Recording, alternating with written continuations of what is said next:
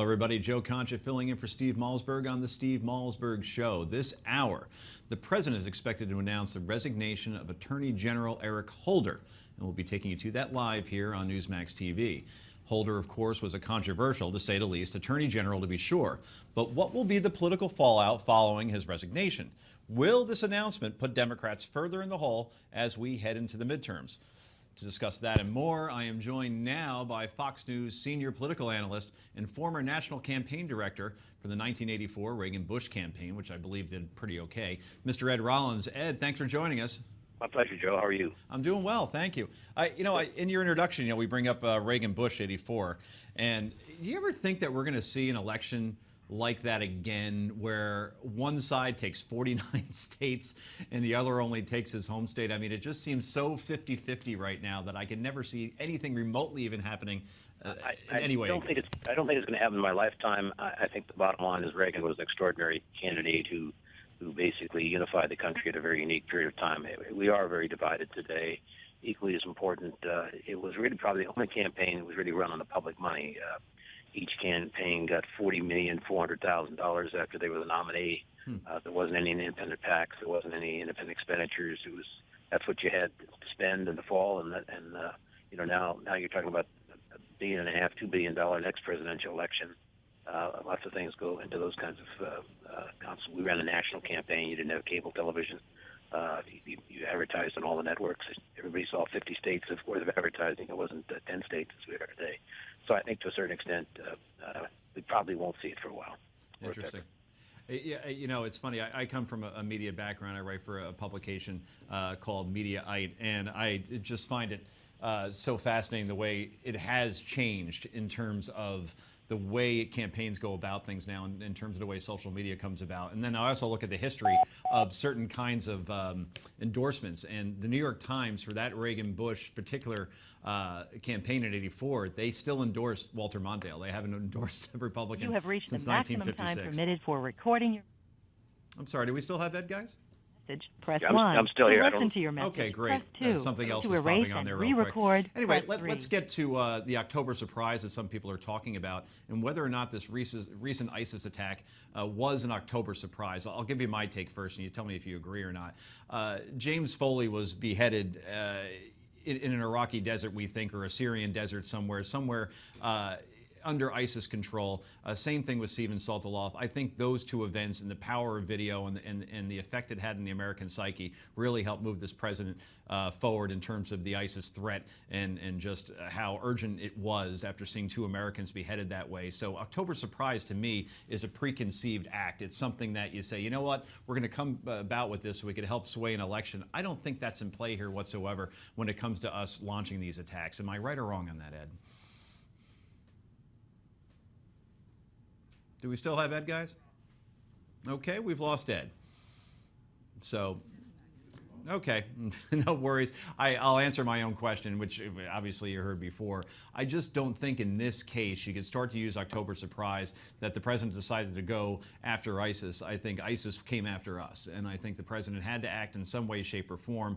He's been called the weakest foreign policy president since Jimmy Carter, and airstrikes seem to be the only option in that case. The American public seemed to be behind it for the most part, and October surprise is something that, hey, we're going to pull this out of our hat. I don't think that was the case here in terms of swaying the midterm elections. And besides, how much really does foreign policy have an effect on a midterm election, let's say in Kansas, where things are close all of a sudden, thanks to a Democrat dropping out and an independent jumping in and making that a horse race. Heck, the independents now read Republican in that case. Or in Alaska, or in North Carolina, or in Iowa, or in Colorado, or Louisiana, or all these states that could go either way. The Republicans need 6 seats to take back the Senate, and I just don't know if launching attacks on ISIS from the air and having a war, if that's what it's called, really will sway one race or another. It always seems that politics are local. That's the old saying, and I think that would be the case here. So another thing I wanted to talk to Ed about, and once we get him back, I'm sure the good folks in the control room will let me know, is about Mitt Romney. And we're hearing more and more rumbles that he may run in 2016. So I'll share a story I was going to share with Ed. A couple months ago, I'm in a green room at another network, And who's sitting there but Ann Romney? And she's a lovely woman, and we spoke for a while in terms of why she was in New York with her husband and what her plans were for that evening. Very, very light talk. And I said, you know, we've seen your husband a lot more in the news lately, and he seems to be weighing in on a lot more big decisions by the president, mainly criticizing him, obviously. And obviously, Mitt Romney was right on a lot of things, including Syria, including Russia, including all those things that when the president said during that one debate that the 50s or the 80s called and they want their foreign policy back, that he was mocked for by many in the media as well. Well, it turns out Mitt Romney was right about those things. So all of those things said, Ed, we have you back? Back, No, and I I'm heard sorry. your question, so if you want me to pick up there, Hello? I'd be happy to do that. Okay, great. Mitt, I'm sorry, Ed?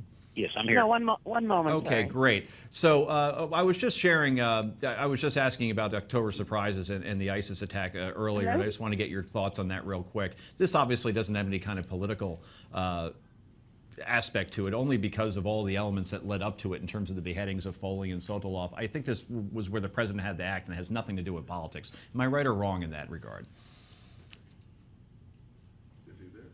Ed, do we have you? You have me here, absolutely. Okay. Can you hear me? I can hear you just fine. Okay, go ahead. And I've heard your question. Okay. I don't think it can be an October surprise. I mean, I think first of all, there's a lot of confusion on what the president's trying to do, what his strategy is, and I don't think he's doing anything to basically enhance himself on the leadership front. I'm not second guessing what he's doing, but I'm just telling you, it's not going to have any political. These races that are out there, and there's now. We need to pick up 6. There's probably 8 or 10 that are really in play. 3 or 4 that I think we've already closed the door on, and I think the other 2 to 3 that we need, we're going to do it very quickly. The intensity of the Republican vote is high.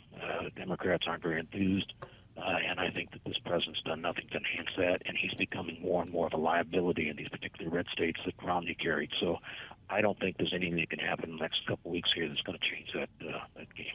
President's approval rating right now in some polls 38%, Ed, and obviously he won't be campaigning with anybody anytime soon. How much of that does that play a role in these races that could go one way or another, like Iowa, for instance? Well, he you know, if I was running a campaign in Iowa and we have a great candidate, Joni Ernst there, and I was a Democrat, the last person I'd want to come in and remind people whose team I was on would be the president.